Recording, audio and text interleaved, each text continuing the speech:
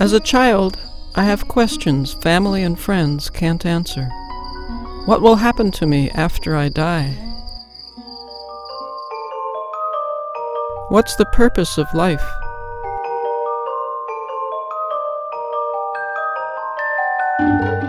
And why are things going on the way they are? In school, we students are diligent and do well,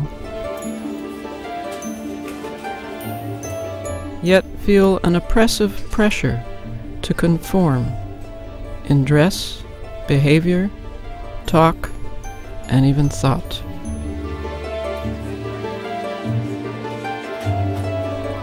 Craving acceptance, we become robot-like.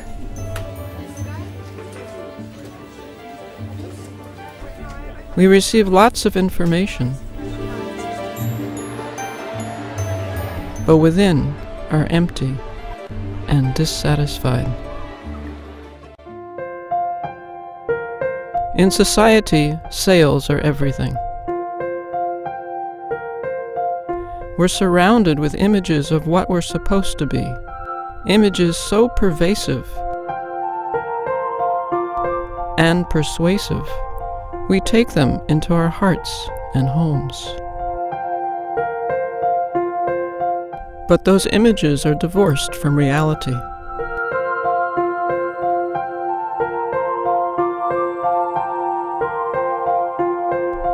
We're on a foolish, hopeless pursuit of happiness through bodily beauty.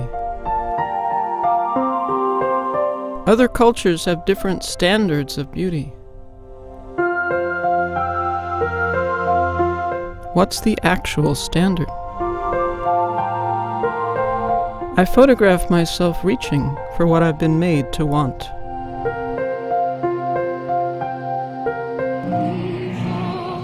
In the 1960s, I joined movements to end discrimination against black people and the war in Vietnam.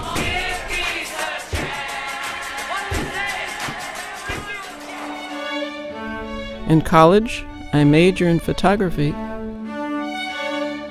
and specialize in close-up photography.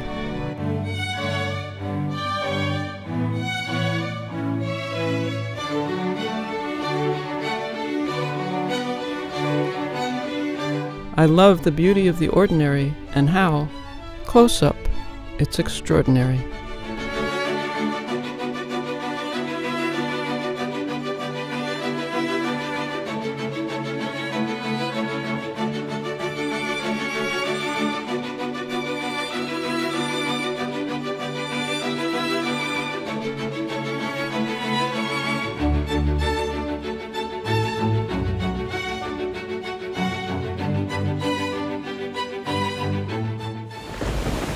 The power of nature astounds me. Sometimes a power so strong, I'm helpless before it.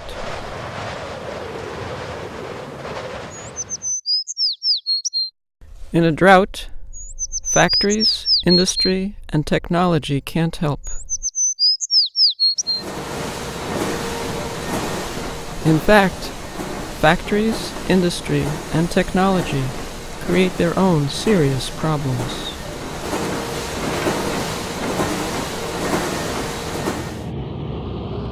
I want to critically examine my beliefs and values. What is the promise of this culture? Happiness through acquisition?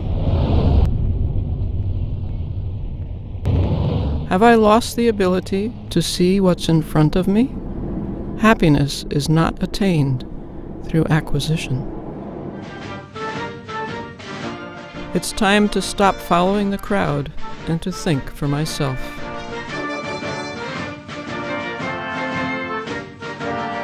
In 1971, at 20, I accept an invitation from a college friend, John, to visit Nepal.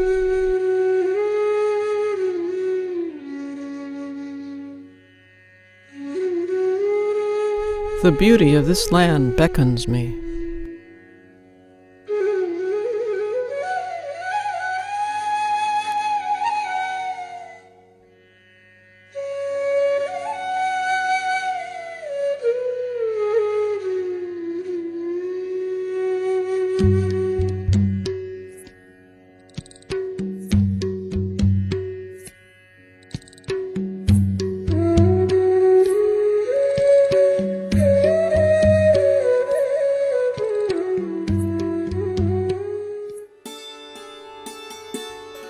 I go to India to find familiar things done in unfamiliar ways. Even the animals are unusual.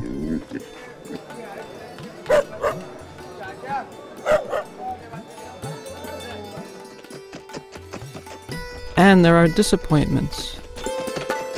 Some holy people act in unholy ways. Everything is different.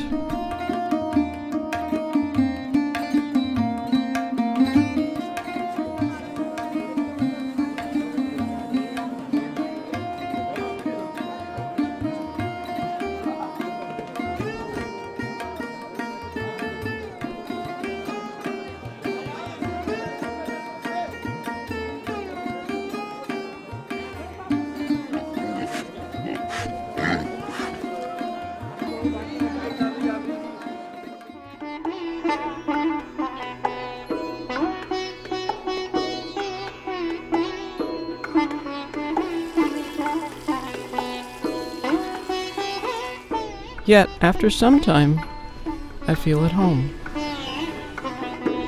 I'm the different one.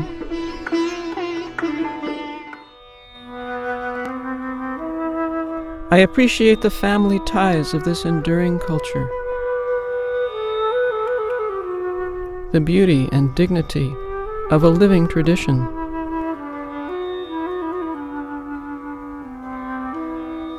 and how it creates people with morals and spiritual inclinations. People with roots so deep that, from childhood, they're nourished by the pleasure of serving others.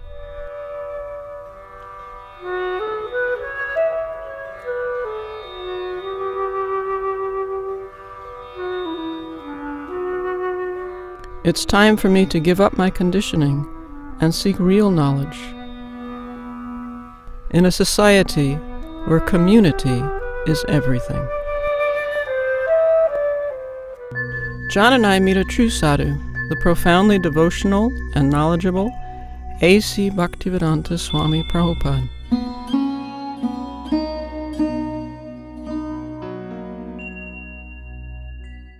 Who suggests we photograph Vrindavan, the land of Krishna. We journey there overland.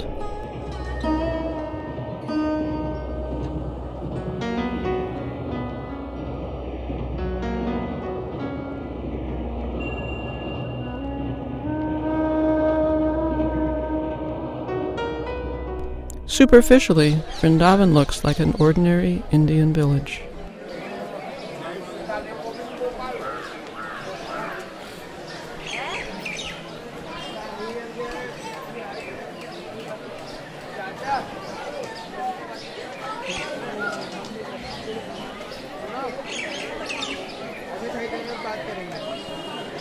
But under that veneer, I glimpse the abiding faith that permeates it, and the extraordinary confidence that accompanies that faith. A faith that connects these residents to the farthest and noblest destination.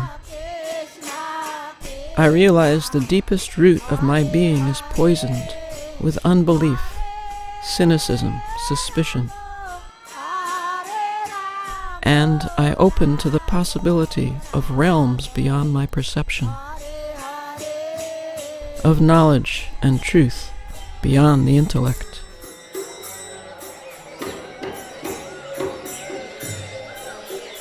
Every great religion accepts that this world is not our actual home.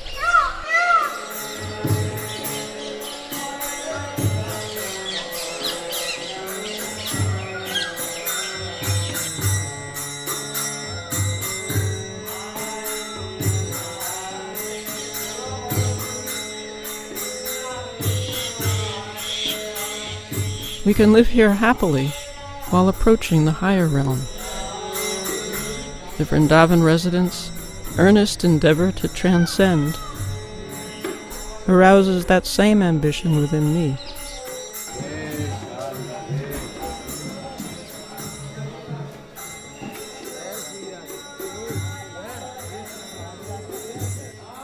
These sincere souls participate in a jubilant spiritual tradition.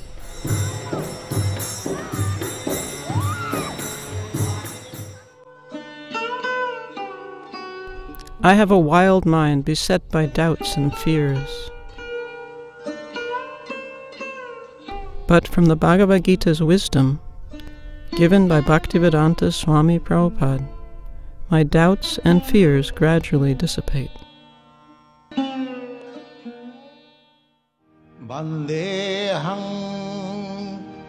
I photograph Prabhupada and am moved by his qualities and personalism.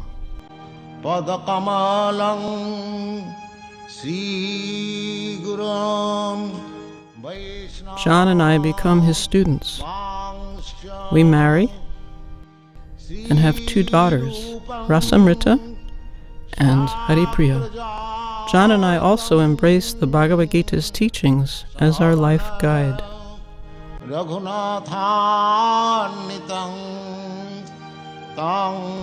I learn that the ultimate arranger is a person who is the light of the moon and the taste of water. I am not the problematic material body, but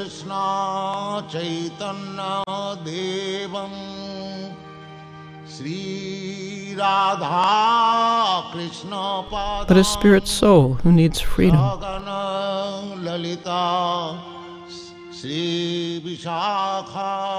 The body and mind continuously change. The soul does not.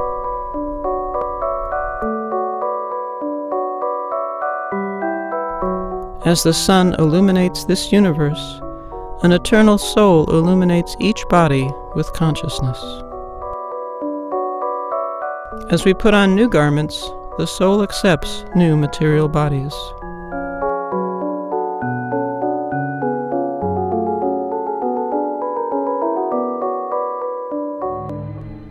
I, a tiny soul, have progressively passed through one body after another, transmigrating from lower to higher species.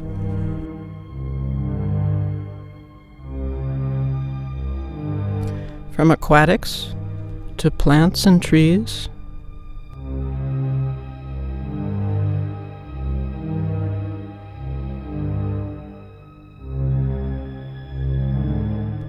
to insects and reptiles,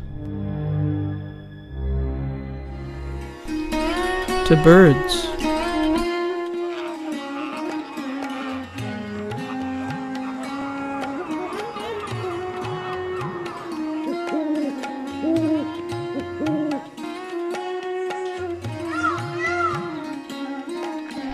to animals,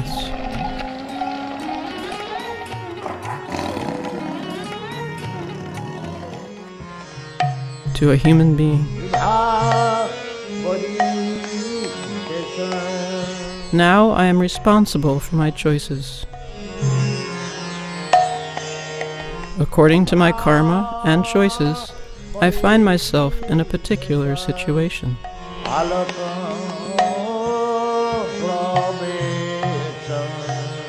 As a soccer ball is helplessly kicked on the field, I, the soul, am kicked from body to body. Sometimes I'm in a healthy, strong body, at other times in a handicapped one. Sometimes in simple, natural circumstances, at other times in glittering, artificial ones. The Bhagavad-gita says, as winter comes and goes, so does distress. Tolerate. Be undisturbed. Whatever body I'm in doesn't matter. I'm not a member of this dying realm. I want satisfaction, sweetness, beauty.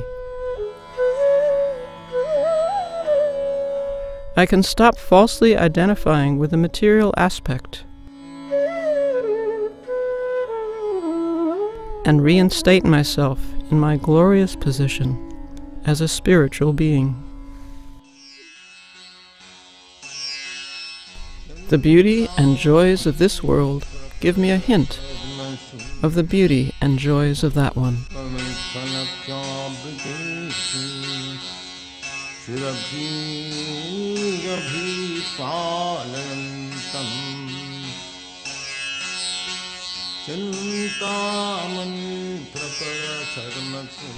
There, all movements are as sweet as dancing, all talks as sweet as song. There the real self relishes an emporium of all flavors of ecstasy.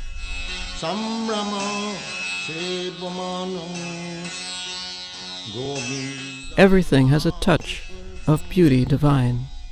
This is actual beauty, and is charming and captivating.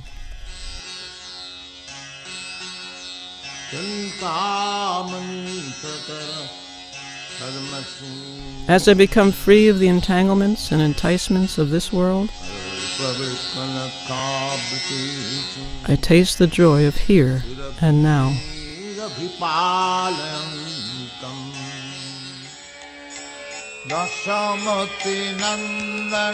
Simply by eating, I can advance spiritually.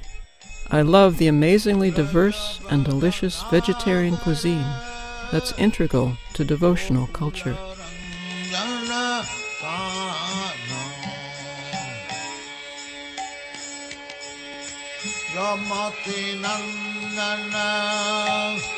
It's wholesome and gives strength, satisfaction, and happiness to the body, and clarity to the mind.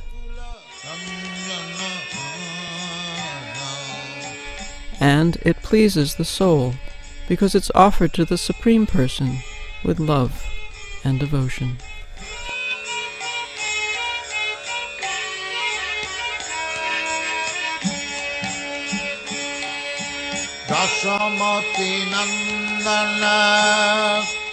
Whatever abilities I have, I can use for his service. I write and photograph a popular Bhagavad-gita for children, and an award-winning Bhagavad-gita, a photographic essay. My husband and I make films on the Gita's teachings, teacher, and culture. So many days, in so many ways.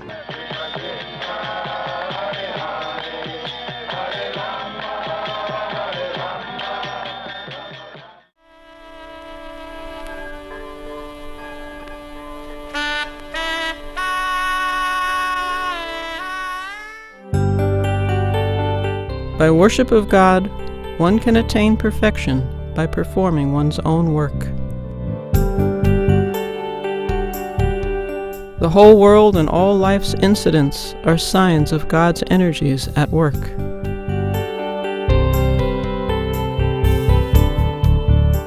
All can be dovetailed for spiritual progress.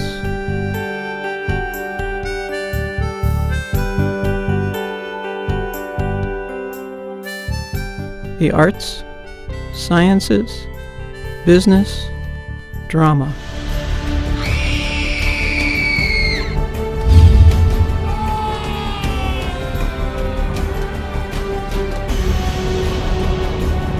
Throughout the world, the godly and ungodly live side by side. For the sake of our children, in 1999, my husband and I take a plunge. We moved to remote British Columbia, Canada.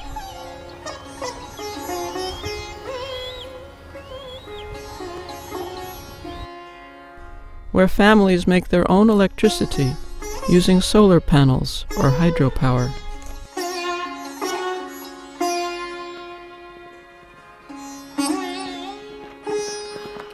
To share my thoughts, feelings, and experiences, I write a book and make a short movie about our simple living adventure. In a pristine valley, embraced by never-ending, evergreen forests, one of the oldest spiritual teachings in existence, the Bhagavad-gita, guides our community of off-the-grid, joyful pioneers. Unterscheiden is Jnana, Yoga. To the right receiver. There are different kinds of charity.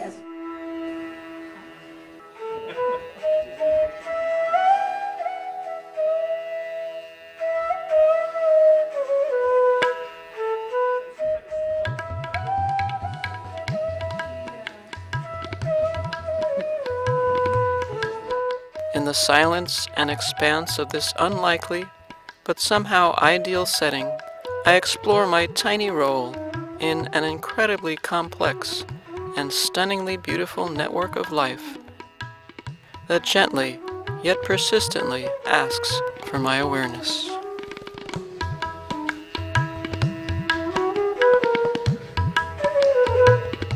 In this diverse community of individualists, I harvest soul-stirring life lessons suited for any situation, including every metropolis of the world.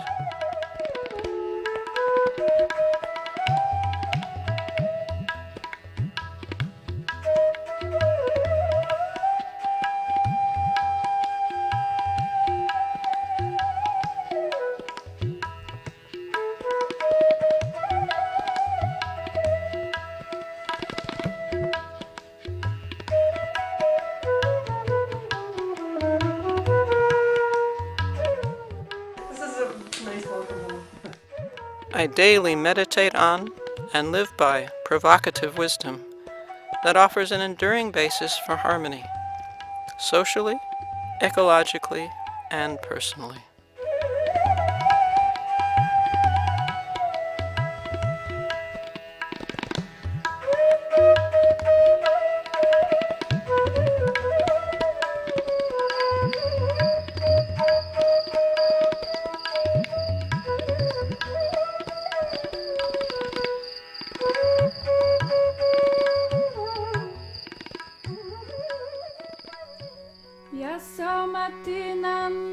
The beautiful, profound classic Bhagavad-gita and the culture founded on it pilots and powers my journey toward harmony.